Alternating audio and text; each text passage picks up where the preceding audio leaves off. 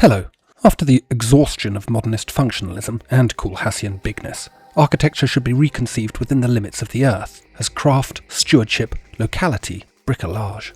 In short, architecture is just more complicated than that. So suggests Irénée Scalbert, architectural critic and historian, if, like me, you choose to stitch together the essays in his recent book, Totems, Selected Essays on Architecture, published by Park Books this year. But look at the cities we live in. Does unbigness and relationality really have any play beyond the edges? Cities are increasingly like Tolkien's Smaug, hoarding all the gold, belching poison over the hinterlands. The title image of the totem, an object whose power comes from its correct form and from its community investment in it, and not from mere symbolism, seems to me to gather in Irénée's whole project. Architecture as something made, charged with collective life, and irreducible to either pure function or decoded meaning, whatever that means. Somewhere in there, too, are buildings, which are very precious things. If you want to, please support the Heirs for Architecture podcast by sharing it, and perhaps by subscribing on Patreon or making a gift via Buy Me a Coffee. Links to these are in the podcast description. A is for Architecture, a podcast about architecture, buildings, urban culture and space. Hello and welcome to another episode of the A is for Architecture podcast. I'm delighted and honoured today to be talking to Irénée Scalbert. Irénée, many thanks for coming on the podcast. We're going to be talking about your recent and very elegant book, Totems, Selected Essays on Architecture, which you published with Park Books, and I think you published it this year. It's a fascinating book, a kind of overview of some of your thinking, I suppose, from the last 20 to 25 years, as far as I am aware. I think essays from 2000 through to now. Before we get to that, Irénée, would you be so kind as to introduce yourself? Okay, so I am an architecture critic, and I supplement my life as a teacher, and I have studied first at the Architectural Association in the 1970s, early 80s, and then I have been in practice, worked as an architect for a few years, mostly in London, but also in Japan and Korea. And I then started to teach and to write at the same time, first at the AA for quite a few years, where I did a number of things. That was in the 1990s. And then in the mid-2000s, I left the AA, and then I was a visiting professor in various countries like America and Italy and France and Japan and so on. And then recently, about 5 years ago, I came back to the AA, which is where I teach presently. But I think of myself primarily as an architecture writer, partly historian, partly as a critic. And I write essays of various lengths. This is my preferred form. So that's, roughly speaking, this is me. I should perhaps say, so it's not necessarily relevant, that I am a French-born, but I came to England, to London specifically, at 18 and never thought of leaving it. What part of France were you from? I was born in the very north of France, in Lille, so very close to Flanders and the Netherlands. And my family then moved to Amiens, which is particularly famous for its cathedral, arguably the most beautiful cathedral, Gothic cathedral in France. And then moved for the last 3 years of my secondary school in Paris, where my mother was from. So essentially it's the northern part, but now my family is scattered in various parts of France and also occasionally elsewhere, like myself. Yeah. Having been to Lille relatively recently, what do you make of that strange stuff that's been built in the centre? And I ask this because I think there's essentially a critique of that within Totems. I assume that you mean Euralille, the project by Omar Ramco House. I always had a very difficult relationship with the work of Omar, and um, I started my studies at the AA when Rem Koolhaas, I think, was still teaching at the AA. I would have to check this, but certainly he was very present and lecturing regularly. For me, Koolhaas has always been a bit of a nemesis, and Euralil came as a justification for that nemesis, I think. I thought, and I still think, that it was an essentially misguided plan. Um, and I once invited actually as a client a man called Bayeto to lecture at the AA much later because there was an interest in the role of clients and in particular the role of private clients at a certain point in the 1990s. And Bayeto was talking about the need to create a dynamic from hell. That's the expression which he used in order to get this project off the ground. Um, I think the idea of rushing things through created all kinds of difficulties for projects, and I think the architects certainly didn't give their best performance on the scheme. The one redeeming feature is the roof of the station, which was actually designed by Peter Rice, a great engineer, and which is interesting, overcomplicated for my taste. But everything else, I think, is not wonderful. The parts which have been designed by Omar is not wonderful. The Congrexpo building, designed also by Omar, is looks like a cheap building, and quite often with project by Omar, it looks great on paper, or it looks interesting on paper. The reality looks shoddy and not very well conceived. So I think it's a great disappointment. But my disappointment is limited to the extent that I left Paris when I was 5, and so my commitment to Paris is not so fundamental. What was it like studying at the AA in the 1980s? And who was the leading intellectual lights at the time there? Because, again, in the book, there is this discussion around James Stirling and his preeminence within your thinking, as I understand it, as I read it. Was that postmodern spirit very much at play? I came to the A in 1976, and the person who was running the A at the time was Alvin Boyarsky. Quite often, when one think about the AA during this period, one one associates the school with figures which have since become famous, like Rem Koolhaas, like Zaha Hadid, and others, Bernard Tschumi, etc. Actually, there is no question in my mind that the leading intellectual light at the AA was not them, however good they were, but Alvin Boyarsky. Alvin Boyarsky was the spirit of the school. He was extremely sharp, very demanding, but also very supportive, at least to people he wished to support. And I was lucky enough to benefit, I guess, from that support a number of times. And he actually gave me my first job teaching at the A later. But I was coming from France, and France is a country which is formal in many ways. You know, you still have to take, for instance, exams to actually graduate from one level of teaching to another level of teaching. It is almost 19th century in many ways, and I didn't like the secondary school system in France, and I deliberately decided not to actually study architecture in France. There were a number of reasons for this, but I arrived at the AA and it was a huge liberation.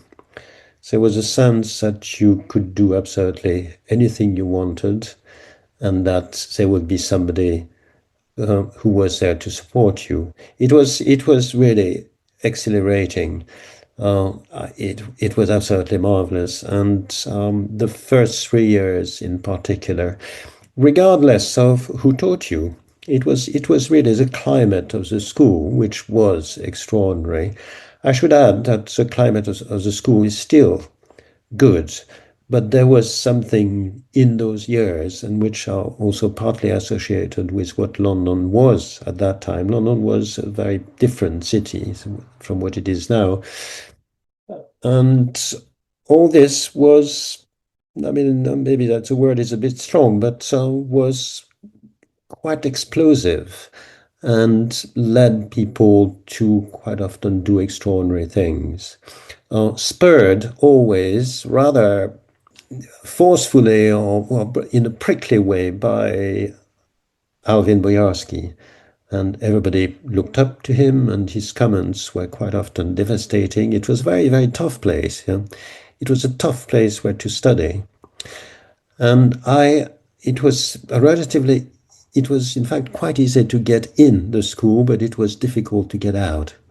And it was difficult to get out because Alvin Boyarsky and teachers collectively, but it was always Alvin who had the last word, could say that no, this person was not ready to graduate, and this person could be kept in limbo for a number of years, and many people I know have never had their diploma for that reason. It was very tough in that respect. And at the same time, as I said, usually exciting. You had a sense that people were doing what they wanted and were being creative, very creative, and passionate about architecture. Yeah, I get that. I get that feeling from totems as well, that there is a sort of unambiguous passion about architecture in the way that you see it. You're not sort of sitting on the fence. You're not trying to be, in a way, polite about what you mean when you talk about architecture. And I do want to come on to that. But how did this book come about? There are precedents to it. It's a third book, which I have been doing with Park Books. The first one was Never Modern, which was a collaboration with 6A, Tom Emerson and Steph MacDonald. The second one was a first collection of essays, which has this long and impossible title, A Real Living Contact with the Things Themselves. There are more essays about history. Now, Totem has it's not such an obvious history because the essay in the book, which gave the book its title, which is called Totems, was an essay which I first wrote as a standalone piece, and I initially wanted to publish it alone, even though it's quite short. And I had discussions with Park Books, and they were keen to do it. And then we talked with the architects, Nigel Dyke, and nowadays it's very difficult to put together the right financial equations for books and architecture. And so we, for various reasons, we didn't manage to have it take off. And then it was in the meantime, I had always thought that I would do a second collection. And so I have thought about it for several years, and I went through a number of models. That is since the first collections, A Real Living Contact with the Things Themselves, and decided to do a book with much shorter pieces with a more critical tone, with Totem somewhere in the middle. And actually, the strange thing is that Totem, which in its format the format of the essays, is comparable to the format of Never Modern. It is partly objective, partly subjective. It takes a lot of liberties with the material, in this case, a work of Knightling's Redike, and I go on tangents quite often on subjects that interest me. So there is this the odd one in the middle, and then it is surrounded by smaller pieces which have some kind of address a particular kind of questions or have some kind of critical goal attached to them. So it's the history of it is a bit ad hoc, and I started also with a book which was much longer. I think it had initially about 40,000 words, and then I removed pieces one after the other until I was left with 20,000 words and with only essays, which I thought were, in my view, worth including. So, in other words, there was, there was a measure of findings, being confident about the quality of all the piece, and thinking that they are okay for publishing a second time, and because many of these essays here have been published before in magazines, but of course never collected, and I thought it would be interesting to do that.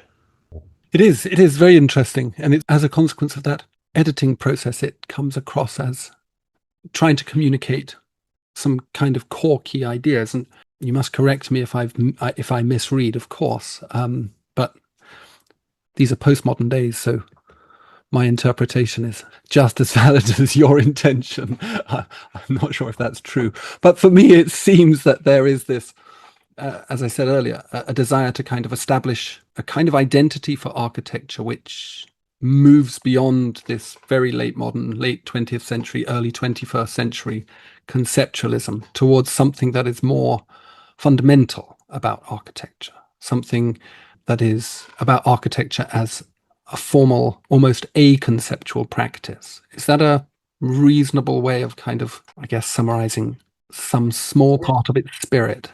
It's the first time I might think about it in this way.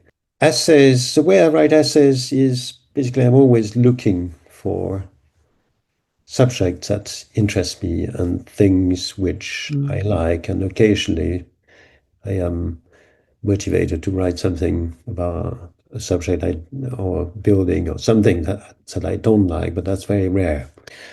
And so I would find it difficult that there is an overarching approach to architecture. I think it's for other people to say.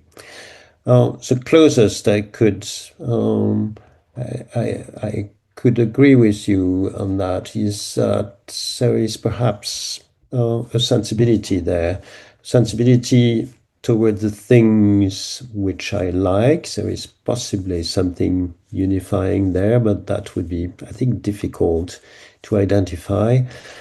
And there is probably a sensibility towards how one looks at things. I think there is a lot of looking going on when one writes these kind of essays, before you even put pen on paper. And then there is also, I hope, a sensibility regarding the actual writing. And my writing has changed at a certain point and has become much simpler and more accessible.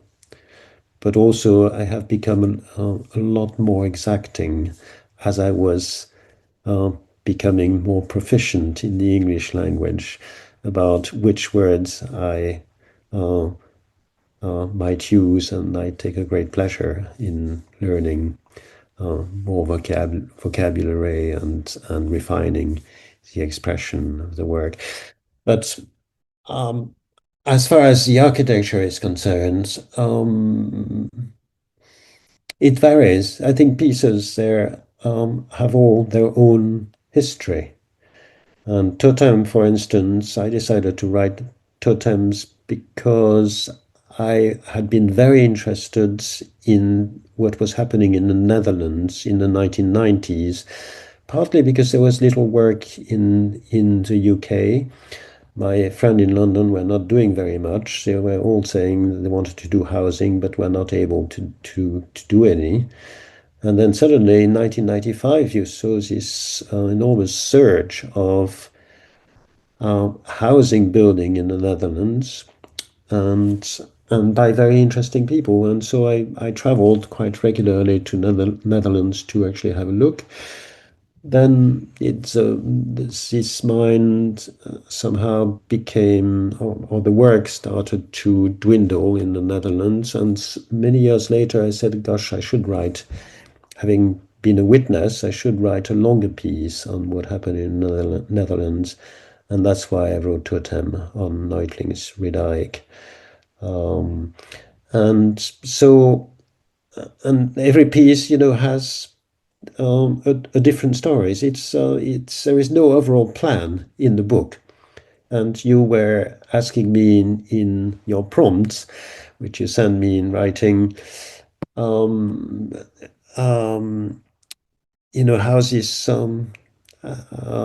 how this come together. Well, I wouldn't say it's random, but it depends on what is being built when, and occasionally also which person has me to write, and which and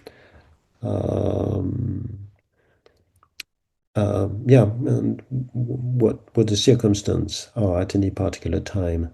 25 years, 25 years involved in the writing of these essays, that covers quite a lot of time and quite a lot of possibilities as to what might happen in architecture.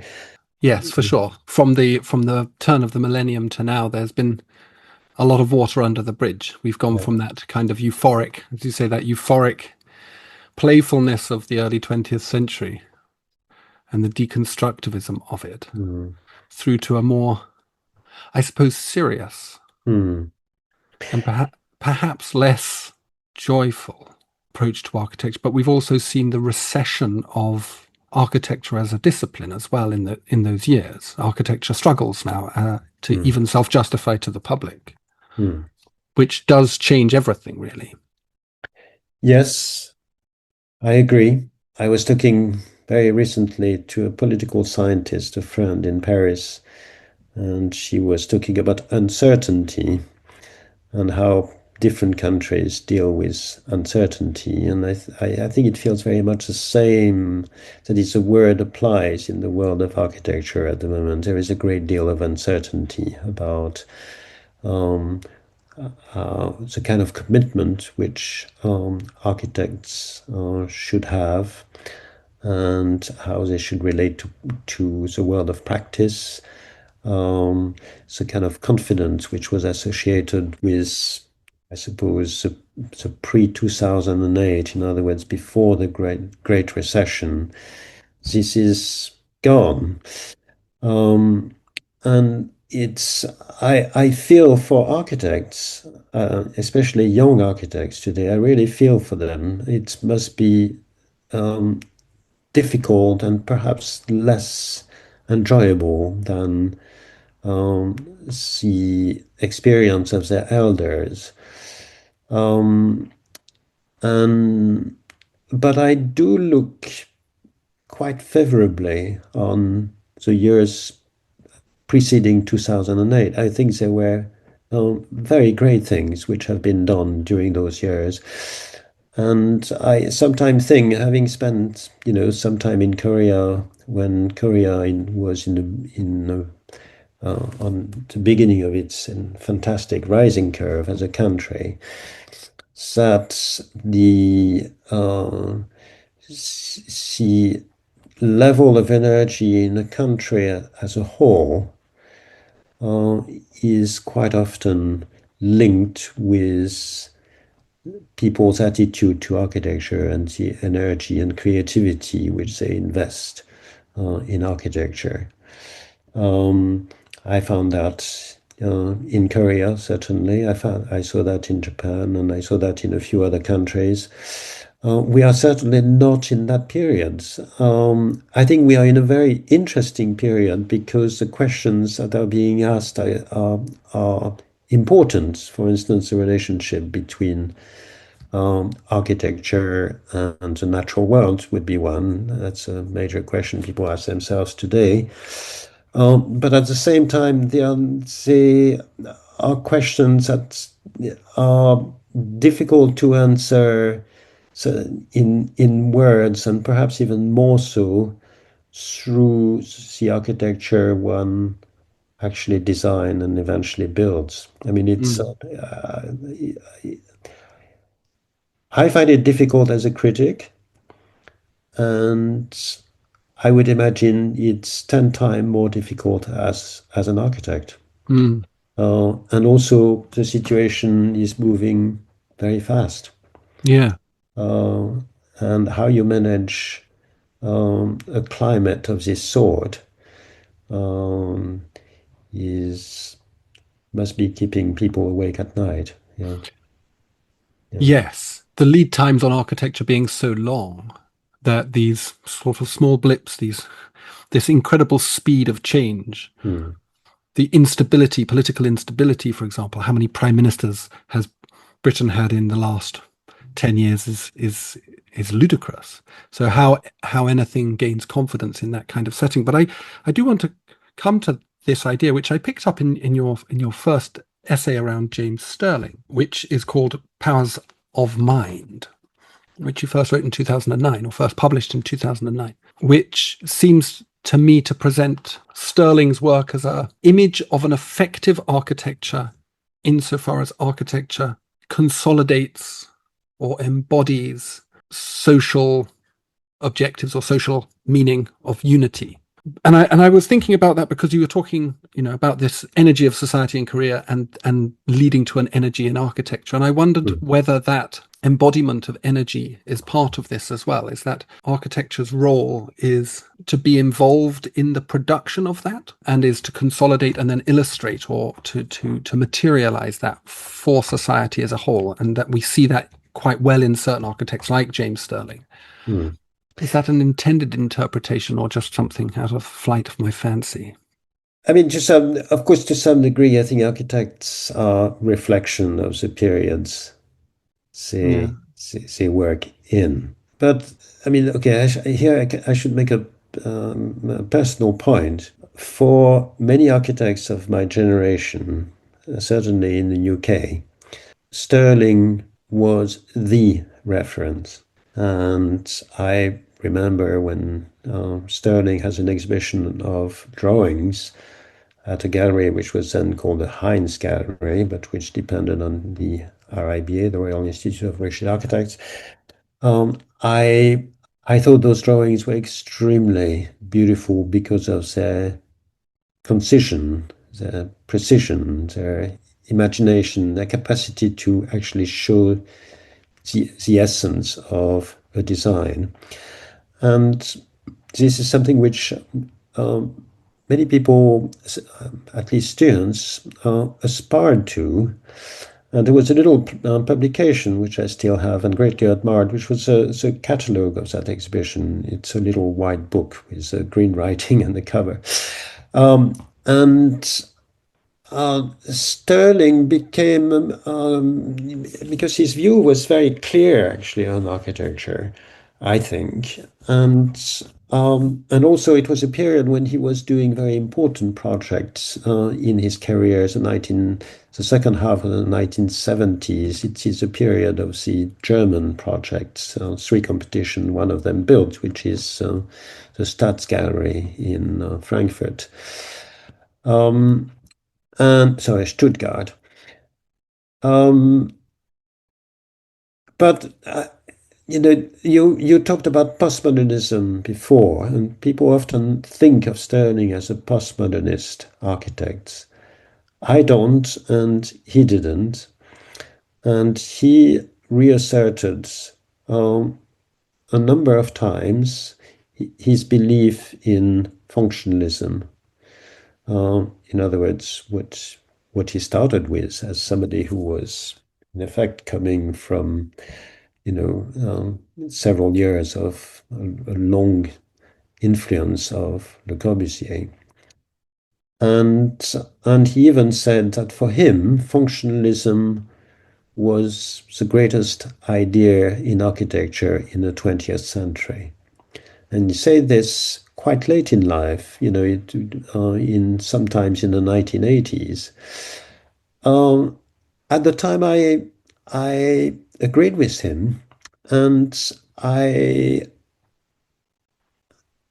modern architecture also seemed interesting for that reason. And what perhaps I kept and other people have kept is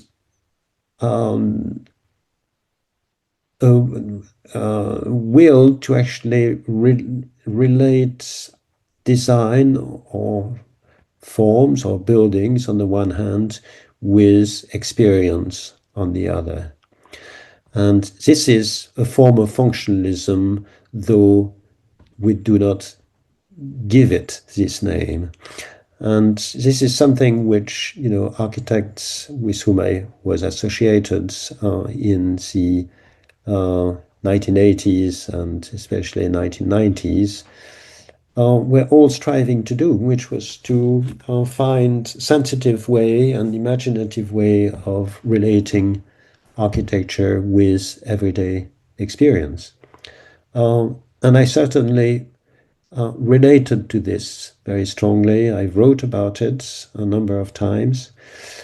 And I still think that how one relates architecture, which is something which is unfortunately static, with something which is fortunately mobile, such as life, is the most interesting question in architecture. That is, at the end, if you were, I couldn't tell you what idea governs what I do, but I can certainly tell you what for me has been the most, not the only one, but the most interesting questions in architecture, and it is this one: how one relates so sadly static architecture with something as exciting as life. Yeah, and it is difficult. Yeah. Yeah, I get that. And the way that you're describing the functionalism of Stirling and the people that followed him and the architects that still operate within his very long shadow, or very long light, maybe is a better way of putting it, seem to be sort of trying to get to the heart of what architecture is supposed to be, and in a way, therefore, what architecture isn't. Sort of trying to define and refine a concept of architecture, which to me seems, and I think in your book as well, has some correlation to ideas of a kind of a primitive form, a totemic form, perhaps. Architecture as almost like an avatar of what architecture is, if you know what I mean, like the instance of architecture in some way reflecting back on the ideal, the Platonic ideal of architecture, of what it means, and that complex interaction between the static, the firmness, the Vitruvian firmness, and then the mobility and imagination of the person. Again, is that fair? Am I right in reading these essays as essentially trying to find that core?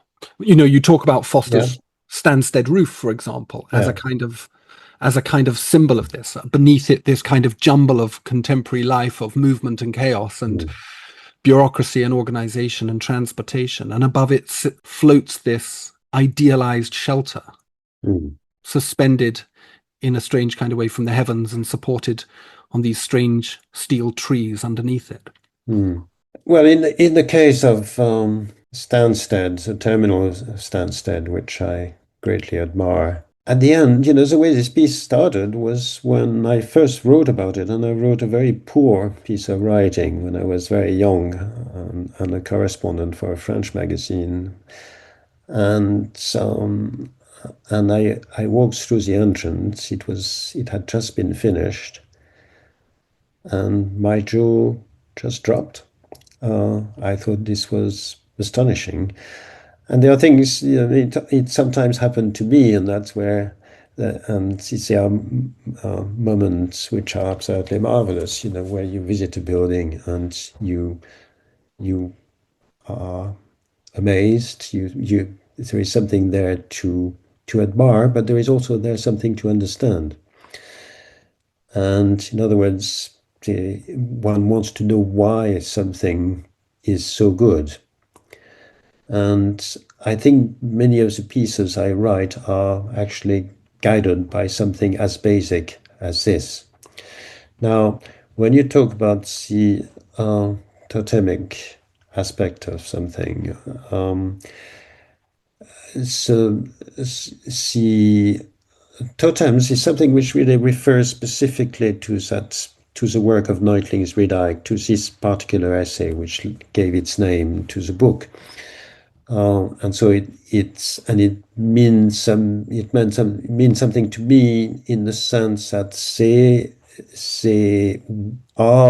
these architects are interested in making an architecture which is genuinely popular, which is genuinely liked by the public, and irrespective of the canon of architecture. And in fact, they are pretty much opposed to the canon of architecture and to what architects in certain milieu called the discipline of architecture.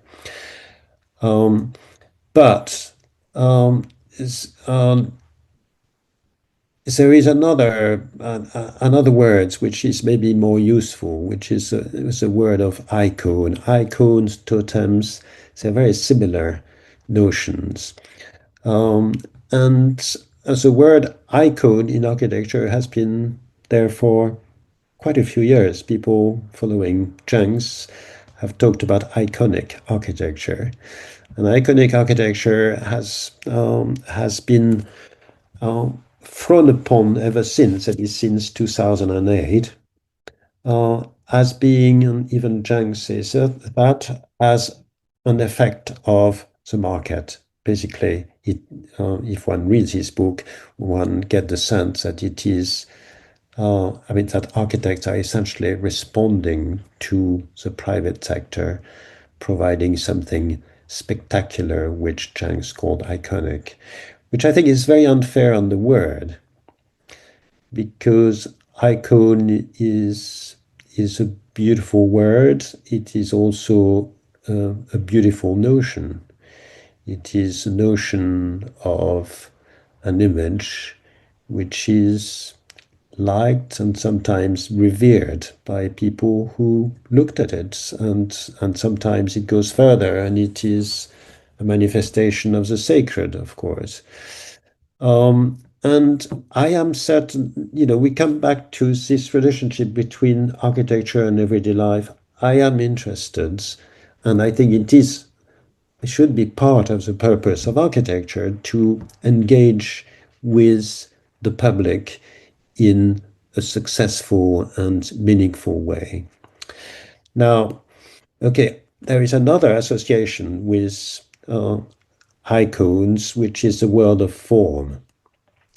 Now, as I love images, and I have always loved images since the age of, I wouldn't, since when I was very young. This is arguably what brought me to architecture, just looking at images. So I have a visual sense which I think is quite developed, and so for that reason I am very sensitive to forms in architecture. But I see forms not in isolation, but forms in relation to the way it is received, both practically and in terms of its meaning. And it is true now, forms has become a kind of taboo subject in architecture. And I think it's a problem, actually. I think it's wrong to actually throw anything which, whether you want it or not, is part of architecture.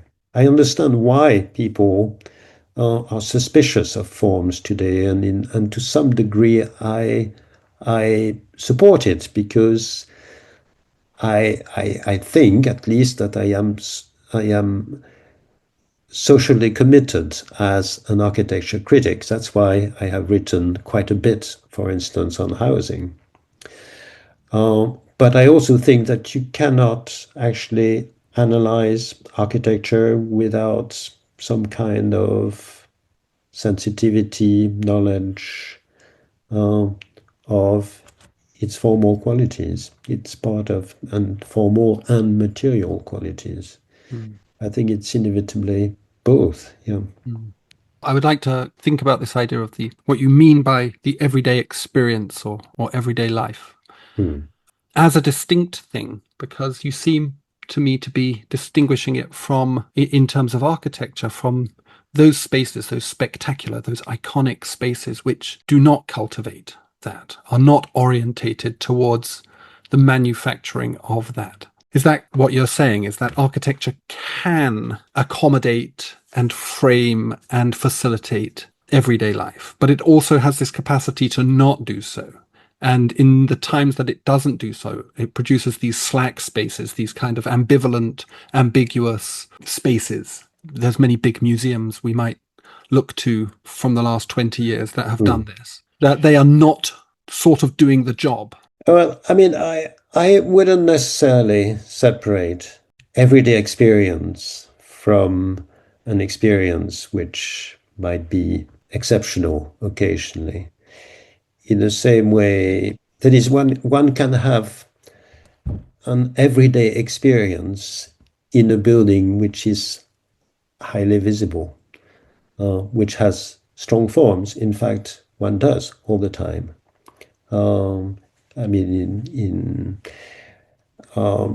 I don't think that there is necessarily a contradiction between, to take that expression again, I should be careful about using that expression because it doesn't reflect my interest ultimately, but it's been used in the way I want to defend icons and say that icons just happen to have sometimes beautiful forms, but at the end, any kind of experience can still take place in them. It's not because a building is very sophisticated in its appearance that it cannot perform its role. And I wouldn't be surprised if there were, in fact, a backlash at some points, a reaction to the mood in which architecture is at the moment, and say, well, actually, form is all right, and we perhaps went too far, and form is an important aspect. But I haven't really answered your question about everyday experience. How does one respond to this? Well,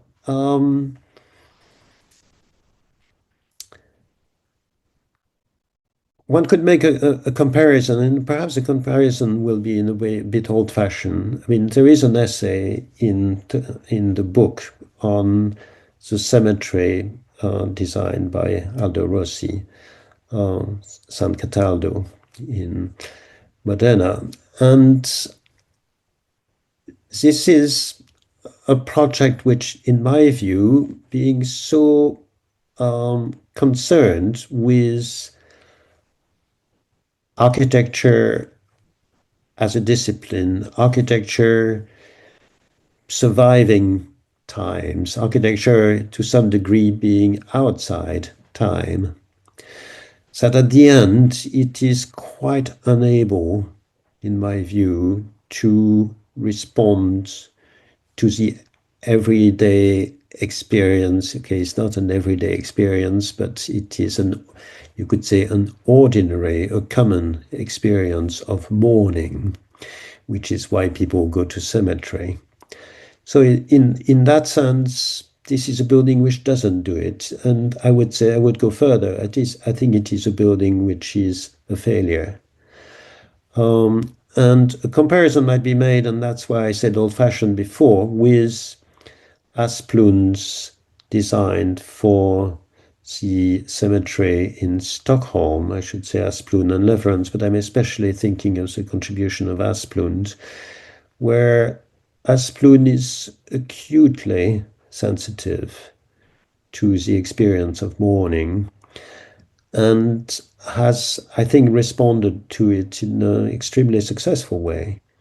And I think it's not by chance that there was an Asplund revival in the 1970s when Stuart Reid wrote his book. And some of my friends who became later, advocates of an architecture of everyday life, took, for them, Asplund was a very important figure for that reason, I think. And Asplund was important for reasons to do with his sensitivity towards experience, acute sensitivity, while Leverance was important for his sensibility to the fabric of architecture, to what nowadays we sometimes called the tectonics of architecture. And okay, this seems like a long time ago and so on, and that we have moved on. But I think the questions remain, in my view, central to architecture, one that is difficult to ignore. And for me, and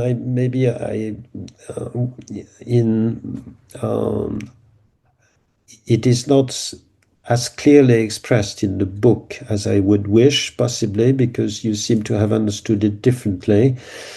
My essay on Rossi, which I wrote for San Rocco, a magazine I greatly admired, which was put together by Italians, not only Italians, but who are much younger than me, and which was essentially a reappraisal of the project of Aldo Rossi and Giorgio Grassi. And I thought this was very interesting, and in a way it's a project which advocates the value of seeing architecture as being autonomous, as people have said. This is certainly not my position. And so my essay, which compares the cemetery in Modena and its indifference towards people who are in pain for having lost somebody, this indifference to me is a failure. And in a way that is the difficulty of architecture, that we're dealing with something which is static and therefore to a large extent unable to respond to us and to what we do now, what we want to do, and what we might do in 10 years' time, and who we are and how we change, and basically what we were talking about before as a mobility of life. So this piece, in my mind, is actually is a criticism of Aldo Rossi and Giorgio Grassi. So I criticize them for that reason, for actually valuing architecture above ordinary life. And that seems to me contrary to the profession of architecture, which by definition is about relating the two together.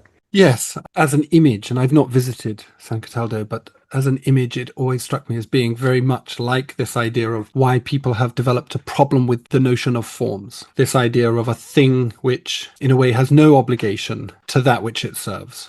Rather, it is what it is, and you relate or you don't to that thing. And I think you're right. I think architecture, in a way, if it is to maintain its obligation to the commons, to the good, has to sort of, and I think it is, and you see this in a lot of successful contemporary architects, Niall McLaughlin and people like that, Sergison Bates, and many architects across the world. There is a reappraisal of the notion of form. That housing looks like housing and does housing things. I was thinking about it in relation to EMBT's Scottish Parliament building, which externally perhaps is playful with some of the notions around representative space or democratic representation, but at its heart, it retains a very traditional democratic space. So even when you get past all the kind of leaves on the outside, all of the kind of foliage, at its heart, the building is self-evidently a democratic space. Everything is there. So the thin veneer, the last 5 millimeters, does this kind of playfulness, but really it's not messing around with its fundamental function. And perhaps also this is why volume house builders retain this absolute stranglehold on both the market and the public imagination, is that they don't eschew the form. They have a terrible idea of what that form is, but they are well aware of what constitutes home or house to a public in a way that the profession of architecture, or the discipline of architecture, has perhaps abandoned, much to its discredit and much to its self-marginalization. I agree with you. I think that house builders, in a way, are more in tune with the public than many people who design housing today. It's a very difficult point to make, and it is one which, of course, is open to all kinds of caveats, etc. But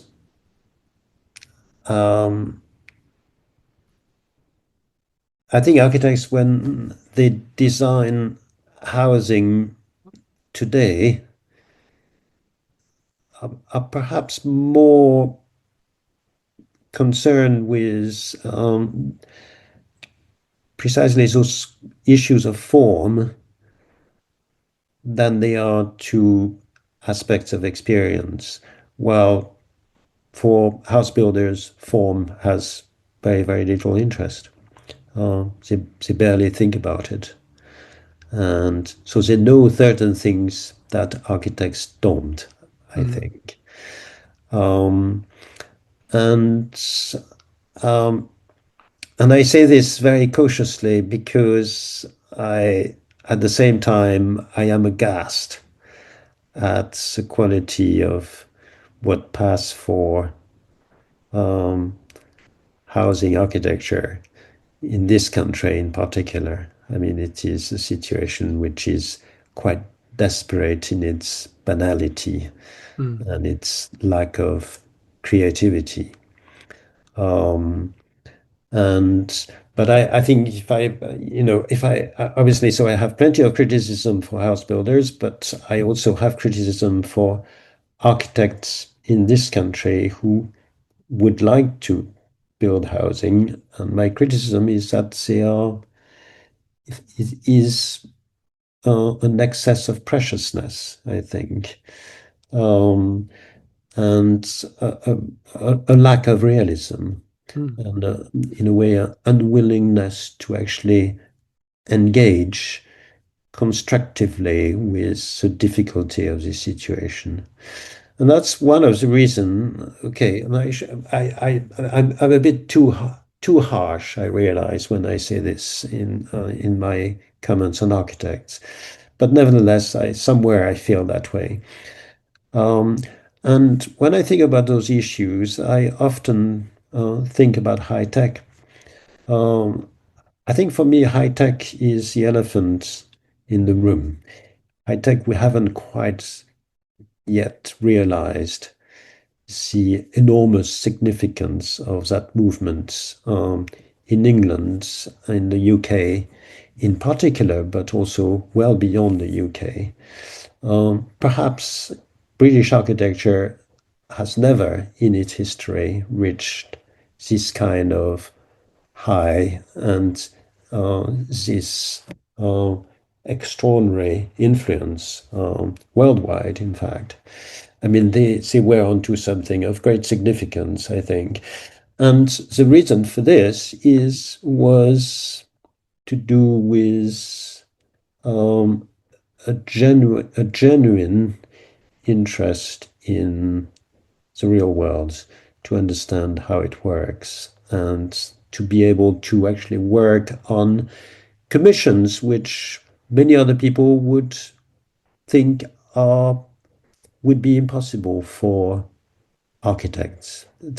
Where commissions which would be beyond the remit of architecture.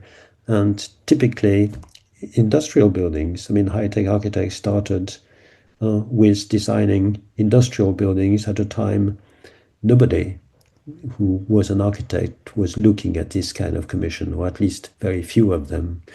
And that's the kind of thing which I would love to see happening today in the context, for instance, of housing, to have this level of realism in how one might engage the situation. And I'm certainly not denying the enormous trickiness of the situation for architects to actually engage with house builders and so on. But it makes me sad to see architects kind of drifting apart from what they have often done in the past, and seeking refuge. Okay, for a long time they sought refuge in cultural buildings and museums and so on, and now seeking refuge in other things, and sometimes very small things. And I feel concerned about the scale of the ambition of architects today, and perhaps I mean architects of a young age. And as I said, I really empathize with the difficulty of their situation, but I am concerned. Yeah, I think that at the end, as you said yourself at the very beginning, I feel passionately for architecture. I really think that architects can do great things. And to do great things, I think, entails having a meaningful, significant impact on how people live. And that's why, for me, modern architecture was one of those extraordinary success for architecture, that they managed to reach an enormously wide public in the way nowadays we can only dream about. I want to, I guess, finish on one last question, which I think relates to that, which is the way that you talk about everyday life and the way that you talk about the architect's relationship to that presupposes a kind of anthropological study, or at least a sensitivity towards the study of society as a whole, and a vigorous, rigorous study of society as well. And possibly, in parentheses, an enjoyment in that as well, a kind of cultivation of enjoyment within that, which I think Denise Scott Brown and Robert Venturi got to, but perhaps is a little bit absent now. And that anthropology, as I take it from your writing, is very much inspired by Claude Lévi-Strauss and his followers in architecture, this sort of deep cultural engagement that happens through anthropology, but also his proposal of the idea of the bricoleur, which I know that you have written about previously in some of these other books that you mentioned earlier. And the function, as I understand it, of the bricoleur is, and to connect it back to what you were just saying about the high tech, that seems to me to be the bricoleur right there. That is the architect as bricoleur, adopting the technologies of the moment and reintegrating them into spatial construction, which is, never really thought about it like that. And I think that's a really wonderful and enlightening approach or a way of thinking about them. And that helps us dissolve, that bricoleur helps us to dissolve this artificial boundary between the ambivalent architect designing radically indifferent buildings and real life. I like that a lot. I think you expressed it very well. Thank you. I probably don't need to provide an answer for this, but I will. how did I come to the bricoleur? Okay, when I was much younger, when I was a student, in fact, I was reading works of anthropology or and works of history and so on, which related in some ways to this idea and to, as you said yourself when you sent me prompts, to an approach to knowledge which was intuitive and fast and perceptive and effective. Um, and to this idea which the Greeks used to call metis, which is in a way an approach to knowledge which is an alternative to reason, in the same way it says that in Levi-Strauss, bricolage is an alternative to the engineering. It is bricolage is something which draws from many things at once, while engineering is looking for a system. And by temperament, I am certainly predisposed to like the former better. And then it came from conversation I had over a number of years, I think, with Tom Emerson of 6A. And Tom was uncomfortable with the idea of craft, at the same time very interested in how one makes things. And I suggested, well, why not bricolage then? And that's a way I came to writing about it.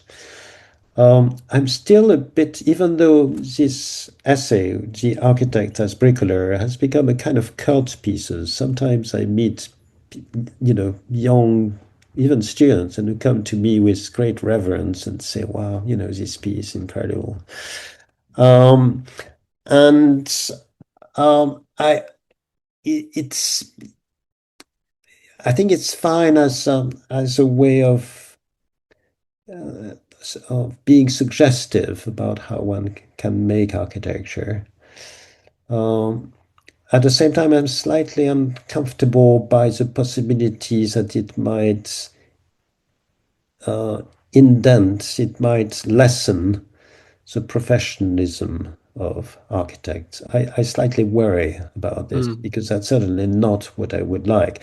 But then coming back to what you were saying about high tech, Foster described himself as a belt and braces architect. To me, a belt and braces architect certainly means a bricklayer. And he said this in relation to the Sainsbury Center for the Visual Arts in Norwich, which is incredible because everybody thinks that high-tech architects are definitely on the side of the engineer, and they have always made a great deal of their collaboration with engineers. In fact, I think it might be more appropriate to see them as precisely these very intuitive people who are deep in the process of making architecture. But when I was writing that piece, I was also worried that people who would be thinking about architecture as bricolage might end up working on very small things, things which are more to do with design than architecture. And so I was looking for large examples, and it so happened that sometimes before I had written an essay on Gothic architecture called The Nature of Gothic. It is in the other collection of essays. And it dawned on me that actually it is possible to look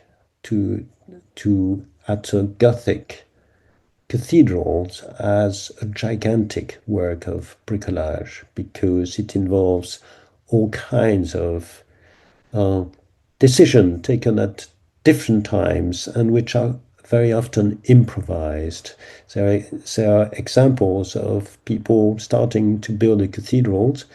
They lay the foundation, they build the columns up to 2 meters height.